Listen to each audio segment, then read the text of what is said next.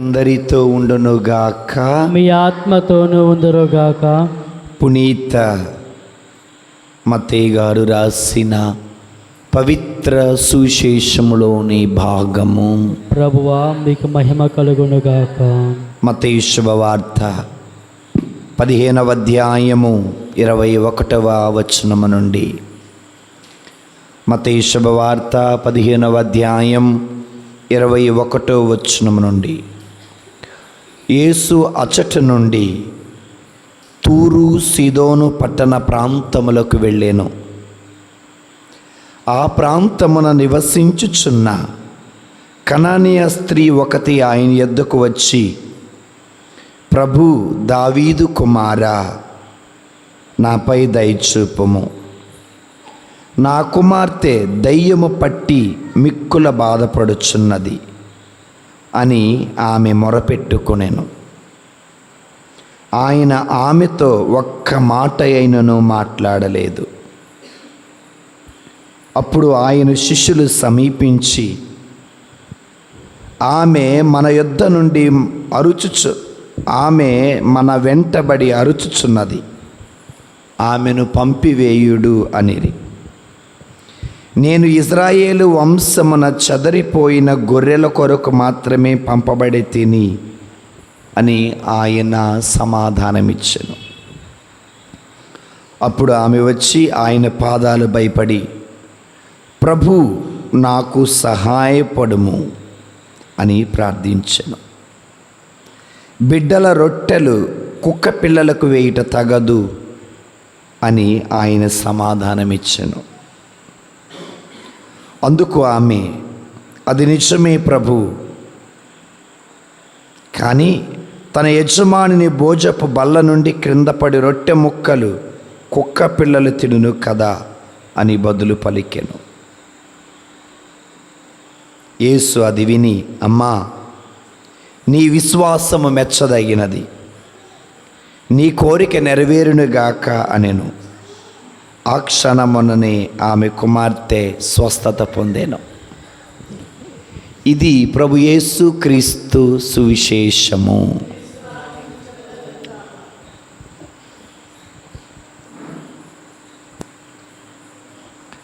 క్రీస్తునందు ప్రియమైన దేవుని బిడ్డలారా,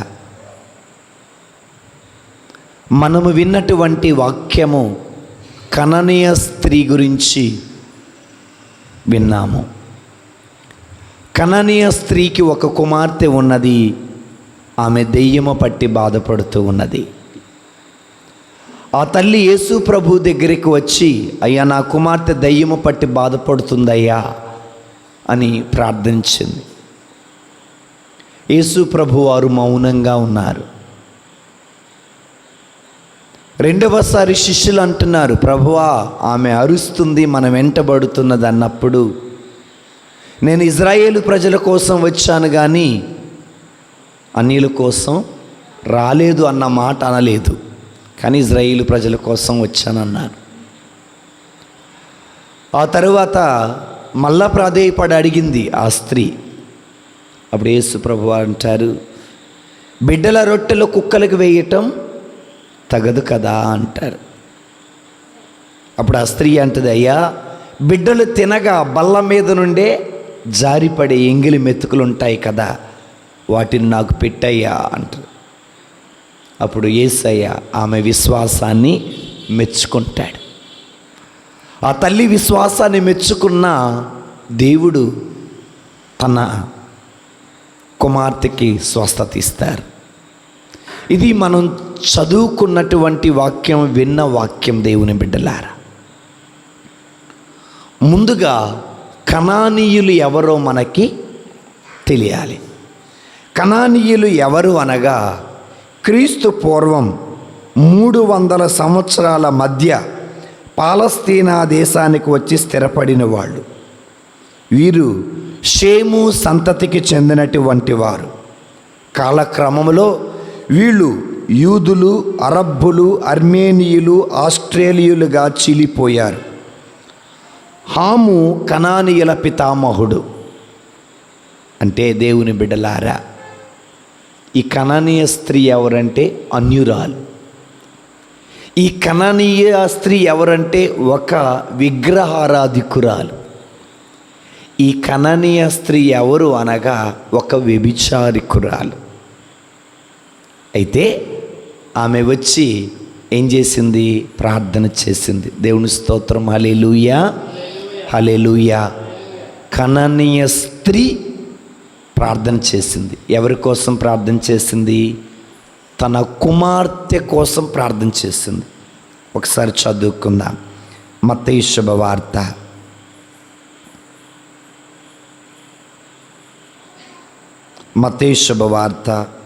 15వ అధ్యాయము 22వ వచనం నుండి చదువుకుందాం. ఆ ప్రాంతమున నివసించుచున్న కనానీయ స్త్రీ ఒకటి ఆయన యొద్దకు వచ్చి, ప్రభు, దావీదు కుమారా, నాపై దయచూపుము, నా కుమార్తె దెయ్యము పట్టి మిక్కుల బాధపడుచున్నది అని మొరపెట్టండి. ఒక కనానీయ స్త్రీ తన కుమార్తెకు దెయ్యము పడితే ఆ దెయ్యము నుండి విడిపించమని ప్రార్థన చేసింది.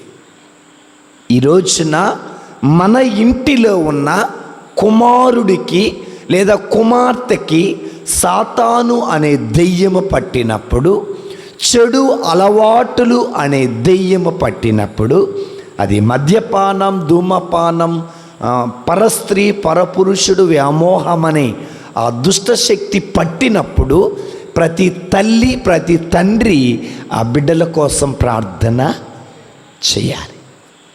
ఆనాడు కనానీయ స్త్రీకి దెయ్యం పడితే ఈ రోజున మన గృహాలలో ఉన్న కుమారులకు కుమార్తెలకి పట్టినటువంటి చెడు అలవాటే ఒక దుష్టశక్తి. ఉన్నటువంటి చెడు అలవాట్లే అది ఒక పెనుభూతం.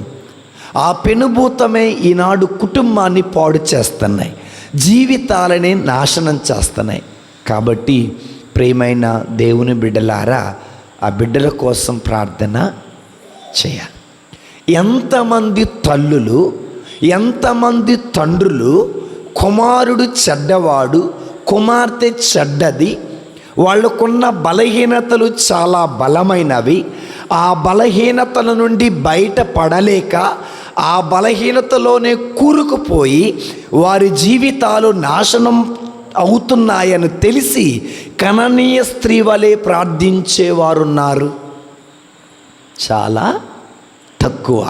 వారేమంటామంటే, మేం చెప్పామండి వాళ్ళు వినలా, మేం చెప్పామండి వాళ్ళు మారలా, మేం చెప్పామండి వాళ్ళంతే, వాళ్ళ కర్మకి వాళ్ళే బాధ్యులు. కానీ కనానీయ స్త్రీ దేవుడు తన కుమార్తెకు స్వస్థత ఇచ్చే వరకు ప్రాధేయపడి అడుగుతూనే ఉన్నది. అదేవిధంగా నీ గృహమందు ఉన్న కుమారుడు, నీ గృహమందు ఉన్న కుమార్తె దారి తప్పిన, చెడు అలవాట్లకు బానిసలైన వారు మారే వరకు, దేవుడు వారి ప్రవర్తన మార్చే వరకు, వారి పరిస్థితి మార్చే వరకు మనము ప్రార్థన చేయాలి. దేవుని స్తోత్రం. హల్లెలూయా, హల్లెలూయా. అయితే కనానీయ స్త్రీలో మనం నేర్చుకోవలసిన గొప్ప విషయం ఏంటంటే, ఆమె ప్రార్థన చేసింది, దేవుడు ఆమె ప్రార్థనకి కనీసం సమాధానం కూడా ఇవ్వకపోయినప్పటికీ కూడా ప్రార్థన చేస్తూనే ఉంది. యేసు ప్రభు ఉలకలేదు, పలకలేదు. ఆమె ప్రార్థన ఆయన చెవికి వినపడింది, కానీ ఉలకలేదు, పలకలేదు. చూడండి, చదవమ్మ 22వ వచనం. ఆ ప్రాంతమున నివసించుచున్న కనానీయ స్త్రీ ఒకటి ఆయన యొద్దకు వచ్చి, ప్రభు, దావీదు కుమారా, నాపై దయచూపుము, నా కుమార్తె దెయ్యము పట్టి మిక్కిలి బాధపడుచున్నది అని మొరపెట్టుకొనెను. ఆయన ఆమెతో ఒక్క మాట అయినా పలకలేదు. చూడండి, ఒక్క మాట కూడా పలకల. దీని అర్థం ఏంటంటే, దేవుని బిడ్డలారా, ఇక్కడ ఒక్క మాట కననీయ స్త్రీ చేసిన ప్రార్థనకి దేవుడు ఒక్క మాట కూడా సమాధానము ఇయ్యకపోయినప్పటికీ ఆమె ప్రార్థన చేస్తూనే ఉంది. నేనేమంటానంటే కననీయ స్త్రీకి మొండి పట్టుదల ఎక్కువ.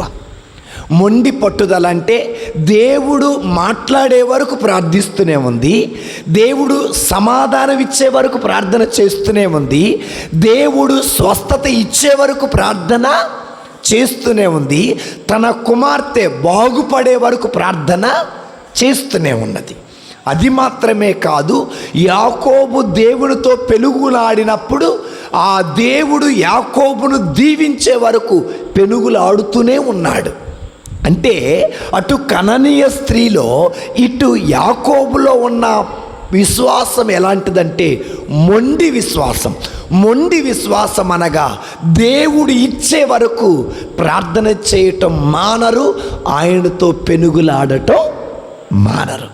మనకు కూడా మనం అనుకున్నది దేవుని యొద్ద నుండి పొందే వరకు, మనకు కావలసిన స్వస్థత దేవుడు ఇచ్చే వరకు, మనకు కావలసిన దీవెన దేవుడు ఇచ్చే వరకు మనము ఆయన ఎడల మొండి విశ్వాసం కలిగి ఉండాలి.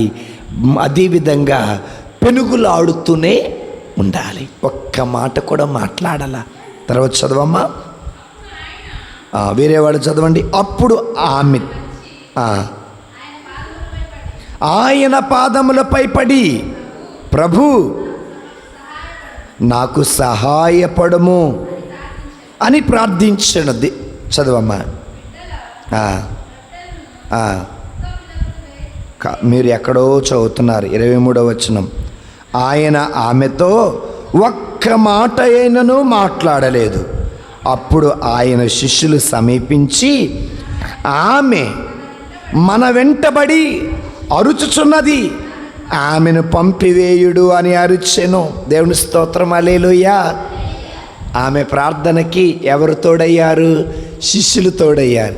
ఏం చేస్తున్నారు? రికమెండ్ చేస్తున్నారు. ఏమని రికమెండ్ చేస్తున్నారు?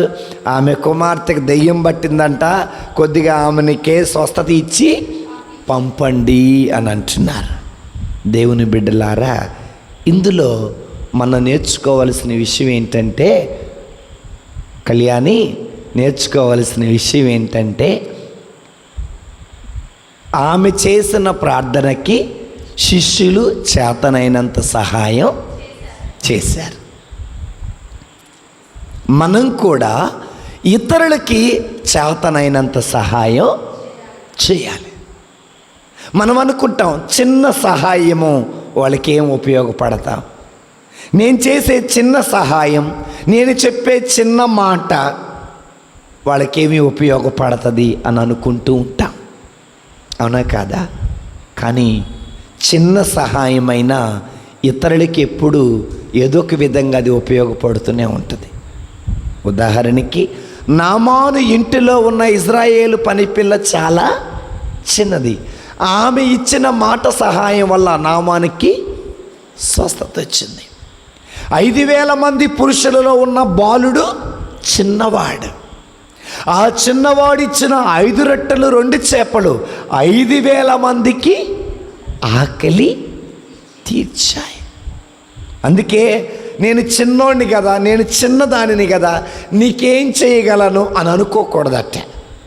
ఎవరైనా ప్రయాసపడుతుంటే, ఎవరైనా సహాయం కావాలని అడిగితే చిన్నదైనా మనం చెయ్యటానికి వెనకడుగు వేయకూడదు. ఇక్కడ కనానీయ స్త్రీకి సహాయం చేశారు శిష్యులు. ఏమని సహాయం చేశారో తెలుసా?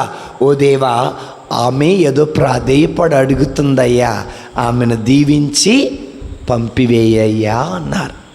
ఆ తర్వాత చదవమ్మా. ఇప్పుడు చూడండి సమాధానం. నేను ఇజ్రాయేలు వంశమున చదరిపోయిన గొర్రెల కొరకు మాత్రమే పంపబడి తిని అని ఆయన సమాధానం ఇచ్చాను. దేవుని స్తోత్రం, హల్లెలూయా. మిమ్మల్ని ఒక ప్రశ్న అడిగితే చెప్పండి. యేసు ప్రభు వారు అందరికీ దేవుడు.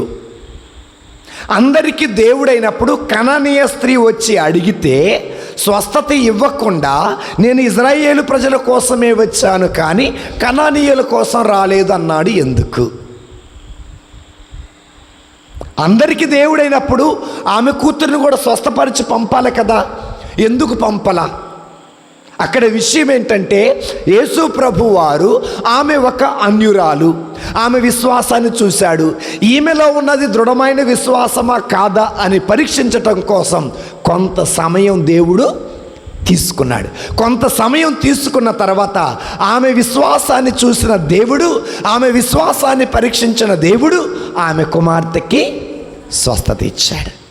ఇక్కడ ఇజ్రాయేలు ప్రజల కోసమే వచ్చాను అంటే కనానీయ స్త్రీని నిరాకరించినట్లు కాదు. ఒకవేళ దేవుడు కనానీయ స్త్రీని నిరాకరించినప్పటికీ కనానీయ స్త్రీ ప్రార్థన చేయటం ఆపల, మొరపెట్టడం ఆపల. ఈసారి ఆయన పాదాల దగ్గర కూర్చొని వచ్చి అడుగుతుంది ప్రాధేయపడి. చూడమ్మా, అప్పుడు ఆమె వచ్చి ఆయన పాదాలపై పడి, ప్రభు నాకు సహాయం చెయ్యయ్యా. దేవుని స్తోత్రం, హల్లెలూయా. మనము దేవుని సహాయం కోరితే దేవుడు తప్పనిసరిగా మనకి ఇస్తాడు, తప్పనిసరిగా ఇస్తాడు. పోయిన ఆదివారం మనం వాక్యం దేని గురించి చెప్పుకున్నాం? శాశ్వతమైన ఆహారం, భోజనం కోసం. శాశ్వతమైన భోజనం ఏంటి? ప్రభుని వాక్యం, ప్రభుని శరీర రక్తాలు, ప్రభు చిత్తమును నెరవేర్చటం. నేనేమంటానంటే మనము మన అనుదిన జీవితంలో జీవాహారం కోసం, శాశ్వతమైన ఆహారం కోసం ప్రయత్నం చేస్తే, దేవుని చిత్తమును నెరవేర్చటం కోసం ప్రయత్నం చేస్తే దేవుడు మన భౌతిక అవసరాలు తీరుస్తాడు. ఉదాహరణకి ఏలియా గారు దేవుని చిత్తమును నెరవేరుస్తూ ఇజ్రాయేలు ప్రజలకు జీవాహారం ఇస్తుండగా దేవుడే ఏలియాకు కావలసిన భౌతిక ఆహారాన్ని ఇచ్చారు. 5,000 మంది పురుషులు జీవాహారం కోసం యేసు ప్రభు దగ్గరికి వస్తే యేసు ప్రభు వారు వారికి జీవాహారం ఇవ్వటం మాత్రమే కాక వారి శారీరకమైన ఆకలి కూడా తీర్చారు. మన అనుదిన జీవితంలో శాశ్వత ఆహారం కోసం, దేవుని చిత్తాన్ని నెరవేర్చటం కోసం ప్రయత్నం చేస్తే దేవుడే మన భౌతిక అవసరాలను, భౌతిక ఆహారాన్ని ఇస్తారు. Praise the Lord, praise the Lord. ఆమె ఎక్కడ కూర్చుందో తెలుసా? యేసయ్య పాదాల దగ్గర కూర్చుంది. కూర్చుని ఏం చేస్తుంది? ప్రాధేయపడి అడుగుతుంది. Praise the Lord, praise the Lord. కనానీయ స్త్రీ యేసయ్య పాదాల దగ్గర కూర్చొని ప్రార్థన చేసింది. మరియమ్మ యేసయ్య పాదాల దగ్గర కూర్చొని ఆయన చెప్పిన బోధ విన్నది. మమ్రే ప్రాంతంలో అబ్రహాము గారు సాష్టాంగపడి వారి పాదాలకు నమస్కారము చేశారు. 3 గొల్లలు బాలయేసును సాష్టాంగపడి ప్రార్థన చేశారు. జ్ఞానులు బాలయేసుకి సాష్టాంగపడి ప్రార్థన చేశారు, కానుకలు ఇచ్చారు. ఎవరైతే ప్రభు పాదాల దగ్గర కూర్చొని ప్రార్థిస్తారో, ఎవరైతే ప్రభు పాదాల దగ్గర కూర్చొని ఆరాధన చేస్తారో, ఎవరైతే ప్రభు పాదాల దగ్గర కూర్చొని ఆయన బోధ వింటారో వారిని దేవుడు అధికంగా ఆశీర్వదిస్తాడు. అబ్రహాము ఆశీర్వదింపబడ్డాడు, మరియా ఆశీర్వదింపబడింది, కనానీయ స్త్రీ ఆశీర్వదింపబడ్డారు, గొల్లలు ఆశీర్వదింపబడ్డారు, జ్ఞానులు కూడా ఆశీర్వదింపబడ్డారు. అందుకే కనానీయ స్త్రీ వలె మనము ఆయన పాదాల దగ్గర కూర్చొని ప్రతిరోజు ప్రార్థన చేయాలి. కనానీయ స్త్రీ యేసు ప్రభు పాదాల దగ్గర కూర్చొని ప్రార్థన చేసింది. మదర్ తెరీసా ప్రతిరోజు ప్రభు మందసం ముందు కూర్చొని 1 గంట ప్రార్థన చేసేవారు. మార్టిన్ లూథర్ గారు ప్రతిరోజు కూడా ప్రభు సన్నిధిలో తన సమయాన్ని గడిపేవారు. ఫుల్టన్ షీన్ బిషప్ గారు ప్రతిరోజు గంటన్నర సమయాన్ని దివ్య మందసం ముందు కూర్చొని ప్రార్థన చేసేవారు. ప్రియమైన దేవుని బిడ్డలారా, గతంలో అనేక మంది భక్తులు దేవుని ముందు కూర్చొని వారి సమయాన్ని గడిపేవారు, వారికి కావలసిన ఆశీర్వాదాలని పొందుకునేవారు. మనం కూడా ఏకాంతంగా ప్రభు ముందు, అక్కడ వరకు ఎందుకు, హన్న ఏకాంతంగా దేవుని దగ్గర ప్రార్థన చేసింది. దేవుని స్తోత్రం. హల్లెలూయా, హల్లెలూయా. కనుక మనం కూడా ఎక్కడ కూర్చోవాలి? ఆయన పాదాల దగ్గర కూర్చోవాలి. ఇప్పుడు చూడండి, మొదట మాట్లాడలా దేవుడు, రెండోసారి ఏమన్నాడు తెలుసా? ఆయన పాదాల దగ్గర కూర్చొని అడిగినప్పుడు నేను ఇజ్రాయేలు ప్రజల కోసమే వచ్చానన్నాడు. అంటే ఆయన పాదాల దగ్గర కూర్చొని మనం ప్రార్థన చేస్తే దేవుడు తప్పనిసరిగా మనకి సమాధానం ఇస్తాడు. Praise the Lord, praise the Lord. ఆ తర్వాత చదువు తల్లి. బిడ్డల రొట్టెలని కుక్క పిల్లలకు వేయటం తగదు కదా అని ఆయన సమాధానం ఇచ్చాను. చూడండి ఏమన్నారు? బిడ్డల రొట్టెలు కుక్క పిల్లలకు వేయటం తగదు కదా అని సమాధానం ఇచ్చారు. ఇక్కడ బిడ్డలు ఎవరు? ఇజ్రాయేలీలు లేదా యూదులు. కుక్క పిల్లలు ఎవరు?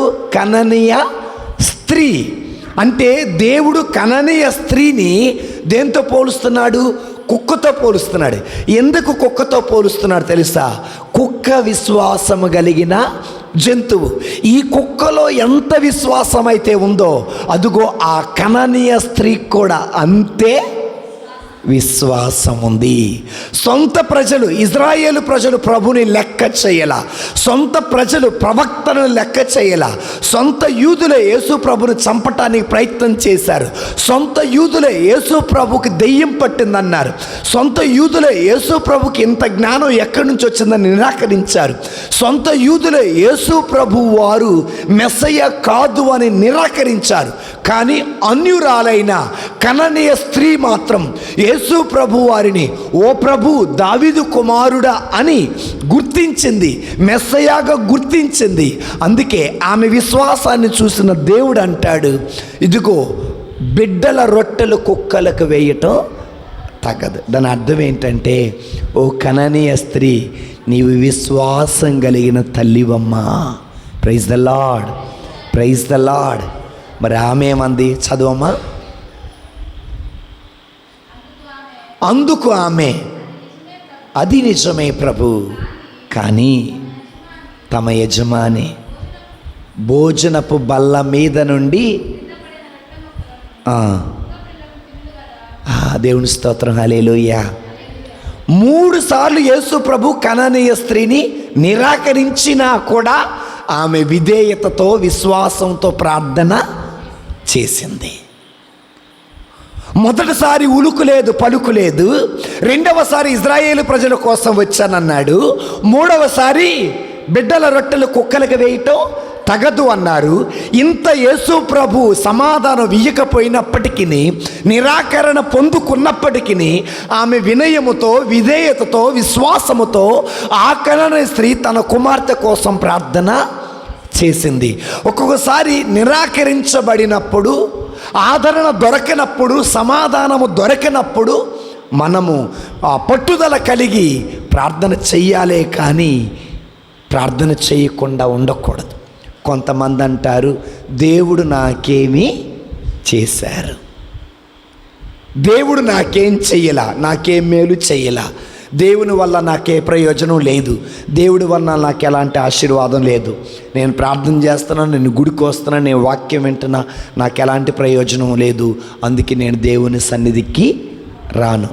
కానీ అలాంటి స్త్రీ కాదు ఈ కననీయ స్త్రీ. నిరాకరింపబడినప్పటికీ దేవుని మొరపెడుతూనే ఉంది. Praise the lord.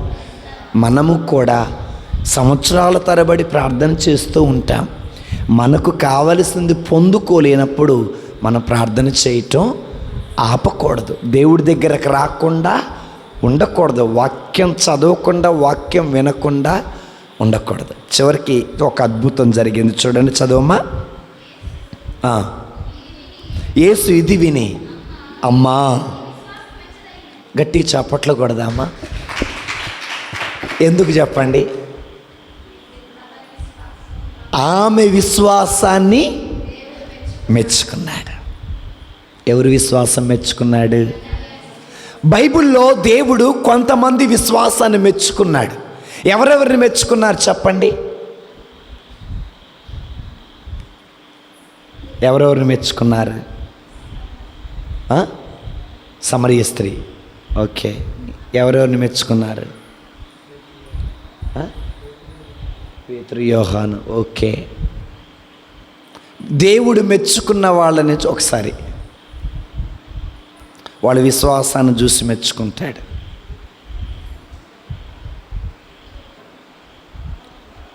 మొట్టమొదటిది దేవుడు మెచ్చుకున్న వాళ్ళు ఎవరు తెలుసా? బప్తిస్మ యోహానుని మెచ్చుకున్నాడు. రెండవది కనానీయ స్త్రీ విశ్వాసమని మెచ్చుకున్నాడు. మూడవది మిగిలి తిరిగి వచ్చి ప్రభుని స్తుతించువాడు ఈ సమరయుడు ఒక్కడేనా? 10 మంది కుష్ఠరోగులలో ఒక్కడు. నాలుగవది మంచి సమరయుడు. యాజకుడు చూసి వెళ్ళిపోయాడు, లేవీయుడు చూసి వెళ్ళిపోయాడు. సమరయుడు మాత్రం గాయాలతో ఉన్నవాడికి స్వస్థత, గాయాలు కట్టి హాస్పిటల్లో జాయిన్ చేశాడు. చూడండి, దేవుడు బప్తిస్మ యోహాను ఏమని మెచ్చుకున్నాడు తెలుసా? ఈ లోకములో ఇలాంటి వ్యక్తిని ఎక్కడా చూడలేం. చూడండి దేవుని బిడ్డలారా, దేవుడు కూడా మన విశ్వాసాన్ని మెచ్చుకోవాలి. అంటే చప్పట్లు కొట్టే అంత విశ్వాసం ఎవరికి ఉంది? కననీయ స్త్రీ. అందుకే ఆమె విశ్వాసమును మెచ్చదగినది. తర్వాత చదవమ్మా. నీ కోరిక నెరవేరునుగాక అనేను. ఆ క్షణముననే ఆమె స్వస్థత పొంది. దేవుడి స్తోత్రం, హల్లెలూయా. చూడండి, కనానీయ స్త్రీ వల్ల ఆమె కుమార్తెకి స్వస్థత. యాయిరు వల్ల తన కుమార్తెకి స్వస్థత. శతాధిపతి వల్ల తన సేవకుడికి స్వస్థత. ఈరోజున దేవుని బిడ్డ వల్ల లారా, మన వల్ల మన కుటుంబ సభ్యులకు స్వస్థత రావాలి. నీ వల్ల నీ భర్తకి, నీ వల్ల నీ బిడ్డలకి, నీ వల్ల నీ కుటుంబ సభ్యులకి స్వస్థత రావాలి. అందుకే చూడండి, యాయిరు కుమార్తె వల్ల తన కుమార్తెకి స్వస్థత. యాయిరు విశ్వాసం వల్ల తన కుమార్తెకి స్వస్థత. కనానీయ స్త్రీ విశ్వాసం వల్ల తన కుమార్తెకి స్వస్థత. శతాధిపతి విశ్వాసం వల్ల ఆయన సేవకుడికి స్వస్థత. కనుక మన విశ్వాసం వల్ల మనము స్వస్థత పొందుకుంటాం. మన విశ్వాసం వల్ల మన కుటుంబ సభ్యులు కూడా స్వస్థత పొందుకుంటారు. కనుక నీ విశ్వాసం నీకు మాత్రమే కాదు, నీ విశ్వాసం నీ కుటుంబ సభ్యులకు కూడా మేలు జరుగుతుంది. అందుకే దేవుడు ఏమంటాడు తెలుసా? ఆ రక్తస్రావ స్త్రీతో నీ విశ్వాసమే నీకు స్వస్థత ఇచ్చింది. కనుక దేవుని బిడ్డలారా, సహోదరి సహోదరులారా, కనానీయ స్త్రీ నుండి మనం నేర్చుకోవాల్సింది మొట్టమొదటిది మొండి విశ్వాసం. ఏంటండి? మొండి విశ్వాసం అంటే ఏంటో తెలుసా? ఇచ్చే వరకు, మాట్లాడే వరకు, స్వస్థత పొందుకునే వరకు వాళ్ళతో మనం ప్రార్థన చేస్తూనే ఉండాలి, పెనుగులాడుతూనే ఉండాలి. రెండవది, నిరాకరించబడినప్పటికీ కూడా ప్రార్థన చేయాలి. మూడవది, ఆమె విశ్వాసాన్ని దేవుడు మెచ్చుకున్నాడు. నాలుగవది, ఆమె విశ్వాసాన్ని బట్టి ఆమె కుమార్తెకి స్వస్థత. మనం కూడా అలా జీవించుటకు ప్రయత్నం చేద్దాం. దేవుడు అలాంటి శక్తిని మనం ప్రార్థన చేద్దాం. తలలు వంచి ప్రార్థన చేద్దాం. పరిశుద్ధుడైన తండ్రి, ప్రేమ కలిగిన దేవా, నీ స్తుతులు స్తోత్రాలు వందనాలు ప్రభువా. అయ్యా, ఈ సమయమందు కనానీయ స్త్రీ విశ్వాసాన్ని బట్టి స్తోత్రం, ఆమె మొండి విశ్వాసాన్ని బట్టి నీ స్తోత్రం. ఆమె తన విశ్వాసం వల్ల దేవుడు మెచ్చుకున్నాడు తండ్రి. ఆమె విశ్వాసం వల్ల తన కుమార్తె కూడా స్వస్థత పొందింది. ముందుగా మాలో విశ్వాస బీజాలను నాటండి. ముందుగా మాలో విశ్వాసాన్ని స్థిరపరచండి, బలపరచండి. ఎవరో ఏదో చెప్పారని, ఎవరో ఏదో అన్నారు అని చెప్పి ప్రభువా, మేము మా విశ్వాసాన్ని కోల్పోకుండా, బలహీనులు కాకుండా స్థిరంగా నిలకడగా ఉండే శక్తి మాకు దయచేయమని క్రీస్తు నామమున అడిగి వేడుకొనుచున్నాము తండ్రి.